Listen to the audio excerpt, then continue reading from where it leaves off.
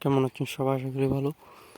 আমিও আল্লাহর রহমতে ভালো আছি। আজকে কথা বলবো করলার ভাইরাস নিয়ে। মোজাইক ভাইরাস যেটা আছে, এটার প্রতিকারও কী কীটনাশক দিবে নিয়ে নিয়ে কথা বলবো আজকে। আমি যদি দেখে, এটা আমার করলের প্রজেক্ট। আমার এখানে একটা দুইটা গাছে করলার ভাইরাস চলে আসছে। তো ভাইরাসের জন্য আজকে কী কী কীটনাশক দিচ্ছি এই নিয়ে কথা বলবো। আলহামদুলিল্লাহ, করলা কিন্তু সুস্থ আছে। করলার একটা দুইটা গাছে ভাইরাস আসার কারণ হচ্ছে, এগুলা হচ্ছে বীজের দোষ। এগুলা কোনো সাদা আছে বা কোনো কিছু সমস্যা না। এগুলা যে কোনো করলা রোপণ করলে সেগুলাতে ভাইরাস আসে। আমি যদি ভাইরাস থাকে একটু ওদিকে, এখানে এগুলো ভাইরাসে আক্রান্ত হয়ে যাচ্ছে একটু একটু। কেমন দেখা যাচ্ছে না কিন্তু জানি না। এর আগে যে দেখেন ভাইরাস একটা দুইটাতে এরকম আসতেছে। তো আমি এর জন্য কী কীটনাশক দিব এটা যদি দেখেন, ইনশাল্লাহ এই কীটনাশকটা দিলে মোটামুটি ভাইরাসটা দমন হয়। আমি যা দেখলাম আর কি, আমি নিজে ব্যবহার করছি এর আগে একবার, দেখি মোটামুটি আলহামদুলিল্লাহ অনেক রিফাইনিং হয়েছে অনেকগুলো গাছ। আমি যদি আপনাদেরকে আর একটু দেখাই গাছ,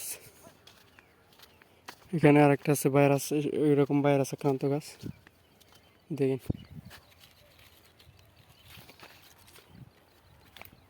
তো এর জন্য আমি আজকে কী কীটনাশক দিচ্ছি এ নিয়ে কথা বললাম আপনাদেরকে। এটা আমার এই 16 শতক করলার প্রজেক্ট। তো আজকে কী কীটনাশক দিচ্ছি, আপনারা চাইলে এই কীটনাশকটা দিয়ে দিতে পারেন। এটা অনেক ভালো কাজ করে, অত্যন্ত ভালো কাজ করে বলতে পারেন। আমি এর জন্য দিচ্ছি হচ্ছে এটা বায়োএনবির। এটা অত্যন্ত ভালো কাজ করে ভাইরাসের জন্য, যেটা করলাতে দেখা যায়। আপনারা চাইলে এই কীটনাশকটা দিতে পারেন। এটা দেওয়ার নিয়ম হচ্ছে, আপনারা দেওয়ার সময় পুরো পুরো জমিতে ছিটিয়ে দেবেন, পুরো গাছে বলতে এখান থেকে নিয়ে আগাগোড়া গাছে ছিটিয়ে দেবেন, যাতে 1 ইঞ্চি জায়গাও খালি না থাকে। দেওয়ার এর 1 থেকে মনে করেন 1 দিন পর 24, আজকে দিলে কালকে এমন সময় আবার দিয়ে দিবেন সেম কীটনাশকটা। তারপরে আবার হচ্ছে 7 দিন পরে বা 6 থেকে 7 দিন পরে একটা দিয়ে দিবেন। ইনশাল্লাহ চলে যাবে ভাইরাস। যদিও বা না যায় তাহলে কিছু করার নাই, গাছটা তুলে ফেলতে হবে জমি থেকে। গাছটাকে তুলে নিয়ে কোথায় যে কোনো একটা জায়গায় পুঁতে ফেলতে হবে, আর রাখা যাবে না। প্রথমে 1 স্প্রে দিয়ে তারপর 24 ঘন্টা পর আরেকটা স্প্রে দিবেন, আর 7 দিন পর আরেকটা স্প্রে দিবেন। 3টা স্প্রে দেওয়ার পর যদি রিফাইনিং না হয়, তাহলে গাছটা তুলে ফেলতে হবে, আর কোনো কাজ নেই। আমার মনে হয় কাজ করবে যথেষ্টই এই বায়োএনবিটা, যেটা আমি দিয়ে মোটামুটি রেজাল্ট পাইছি। আপনারা চাইলে এটা দিয়ে দিতে পারেন।